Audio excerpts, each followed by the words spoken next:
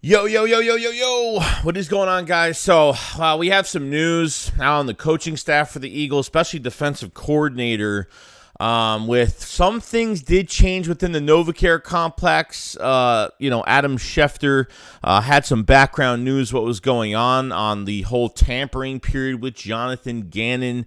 A lot of reason why Vic Fangio did not stay with the Eagles from being a consultant. I want to go over some of that news that's been going on, and obviously, some of the press conference stuff from DeAndre Swift, which was pretty interesting too. So let's get straight into all of the news. Because I've seen enough horror movies to know any weirdo wearing a mask is never friendly.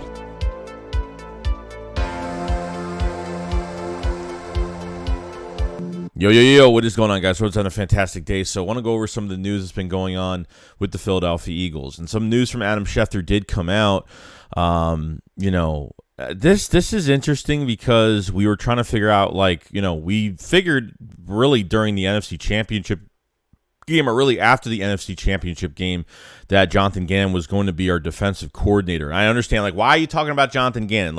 Just listen, because I think this is really important here, where, the news from the NovaCare or inside from what Adam Schefter said, I would say, yes, some people are unhappy within the organization with how it all went down. Okay, so Jonathan Gannon's obviously the illegal tampering to be the head coach for the Arizona Cardinals. Not only did the Cardinals get in trouble, but Jonathan Gannon got in trouble. And not even that, but the Eagles got in trouble too, which I don't know why the Eagles are even in this, why the Eagles gave a 5th-round draft choice to the Cardinals.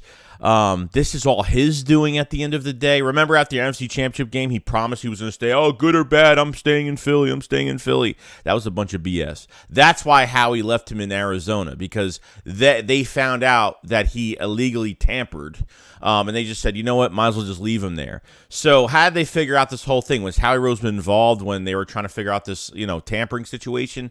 No, it was the ownership. So Jeffrey Lurie had a big part in, a meeting that they apparently had between the Cardinals, the Eagles ownership, and Roger Goodell, most likely, figured out the compensation. So obviously the Eagles had a lower 3rd-round pick. They got a higher 3rd-round pick, rewarded a higher 3rd-round pick for it, but they gave away a 5th-round pick for next year. They got the 5th-round pick back because they traded one of their picks. I think it was on the day 3. They traded one of their picks to Tampa Bay for a 5th-rounder for 24. So they ended up getting that pick back, which was good. But Jonathan Gannon just did the wrong thing. So, rumored to be, Vic Fangio was apparently rumored to be the next defensive coordinator for the Eagles. Vic Fangio was a consultant for the Eagles this past year, and, he took the year off from defensive coordinator or as a coach in general, and, was with the Eagles throughout training camp, throughout OTAs, preseason, joint practices, all that stuff throughout the whole entire season. I thought that was great because we already had a guy that was here. One of the best defensive minds in the league is Vic Fangio. He ended up signing with the Miami Dolphins, and I kind of want to wonder why he did and why he didn't he knows the players, he knows the people in the building. Why wouldn't he want to sign as a defensive corner with a team that he feels comfortable with, or a team that, he was already here and knows everybody, so it kind of made me confused a little bit. And it seems like he was really turned off. Seems like Vic Fangio was really turned off by the whole situation and made him feel like the Eagles were very unprofessional. I think he kind of ran away from the idea because he didn't want to be involved, and draft picks were going to be taken away and both sides were going to be in trouble at the end of the day. So I think, I would have rather have Vic Fangio than Sean Desai, But Sean Desai intrigues me too, and it's obviously Sean Desai was a apprentice, you could say, to Vic Fangio with the Bears. Now Sean Desai was a defensive quality guy for a few years before he became a defensive coordinator in 21 for the Bears. And as a coordinator in 21, 22.6% blitz rate. He makes creative ways to get quarterbacks. to get the quarterbacks on pressure.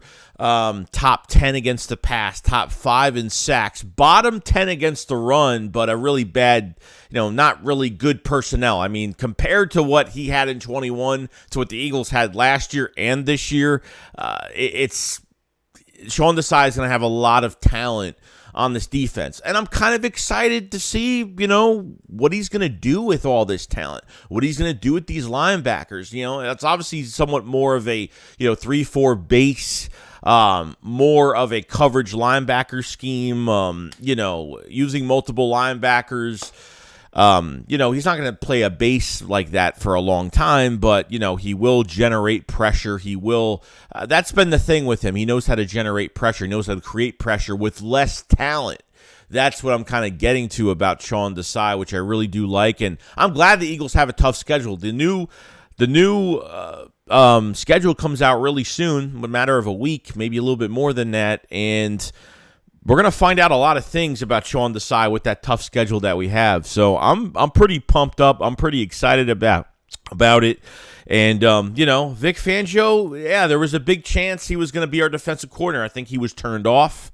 And that's pretty much what happened. So apparently it impacted a lot of people's lives. Like Vic Fangio probably wouldn't have taken the Dolphins job and stayed in Philadelphia if things didn't go down the way it did. I mean, I just don't get why Vic would leave when it wasn't the Eagles' fault. Like, Jonathan Gannon is his own person after the NFC Championship game talking to the Cardinals, obviously getting caught. And I don't know how they got caught, but obviously getting caught at that moment. And the Eagles found out about it early. The Eagles found out about it before the Super Bowl because he did this right after the NFC Championship game. And so they left him in Arizona, which, I remember, guys, there's been so much going on with this defensive coordinator. And, Jonathan Gannon told the truth about this whole thing. He got in trouble. The Cardinals got in trouble. The Eagles they all got in trouble, even though it's all Jonathan Gannon's fault. Why the Eagles should have to give up draft picks or a draft pick, I don't know. Okay. The way, between that news and then how Jonathan Gannon threw the game away and the Eagles are pissed at him and he was giddy after the game. Remember those reports came out during the draft? Like, there's something going on behind the scenes. Like, how does Gannon not play any defense in the second half or gets away with not even doing anything in the second half with that defense, and the Eagles just lose the Super Bowl and they're perfectly, they're upset about it, but he's not being reprimanded for the job that he did? I don't know. I feel like there's a lot more going on behind the scenes, or what there was a lot going, more going on behind the scenes with Jonathan Gannon, the way he threw that game. And I think the Eagles I think the Eagles were really pissed at him in the way he played. Or the way he coached that game. He was out-coached. He was outmaneuvered. He was just outplayed, plain and simple.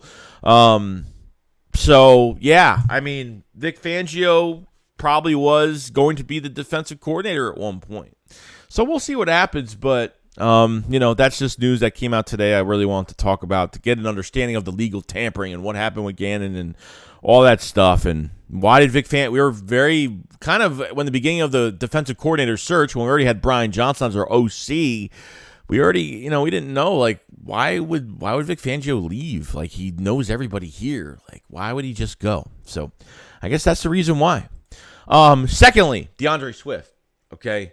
Had his press conference today, and interesting things enough. Like, I think DeAndre Swift, if healthy, could be a top 5 rusher this year.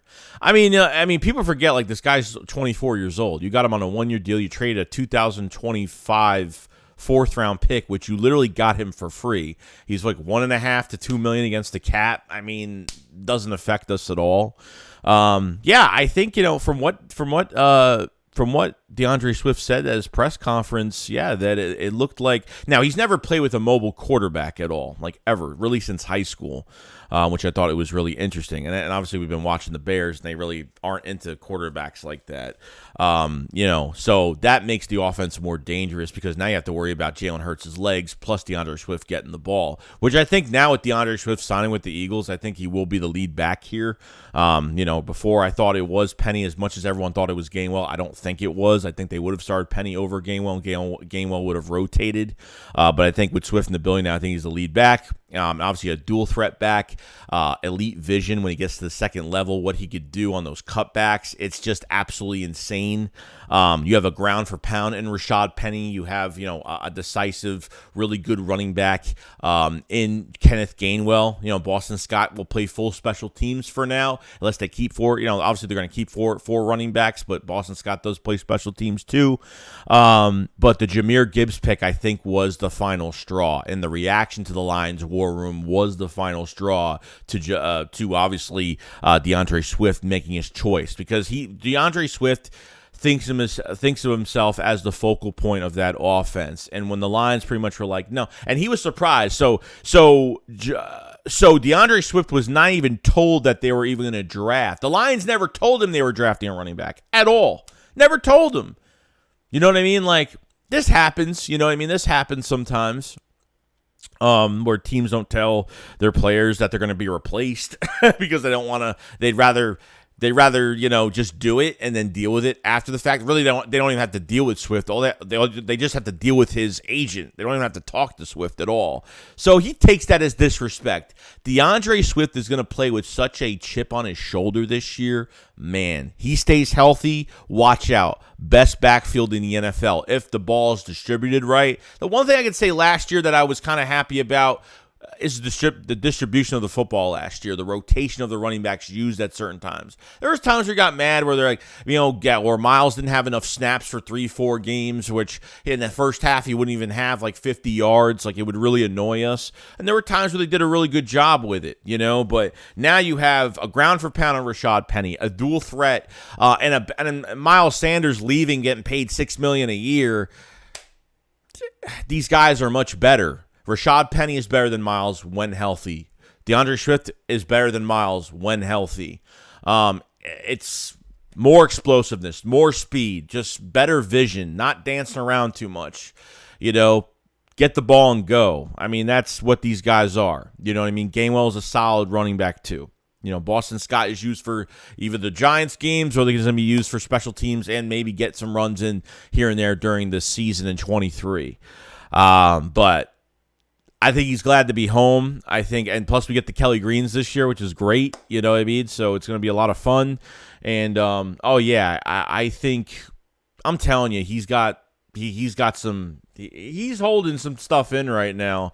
I think the Lions did him dirty, and I think he's going to show the league like how he could still and why he could still play. You know what I mean? So I think there's a lot going on in his mind right now, and he's just ready to get to work, do his thing, and Miles Sanders, Jalen Hurts and DeAndre Swift, and oh my God, and that read option type offense, like, it's going to be dangerous, man. I don't know, with the weapons you have offensively, this is going to be nuts. So, guys, let me know in the comment section below just about the Vic Fangio situation with Jonathan Gannon, DeAndre Swift, obviously. If you guys lasted this long, make sure you subscribe to the channel. Make sure you like the video as well. It does help out the channel out a lot. Thank you for all of the support during the draft, the offseason coverage, and all that great stuff. We still got a lot more things. We got the schedule soon. We got rookie minicamp really soon. So very excited for all that great stuff. You guys enjoy the rest of your day, and I'll see you guys on the next one. Shakes, what up? Follows 5. Peace out, guys. Peace.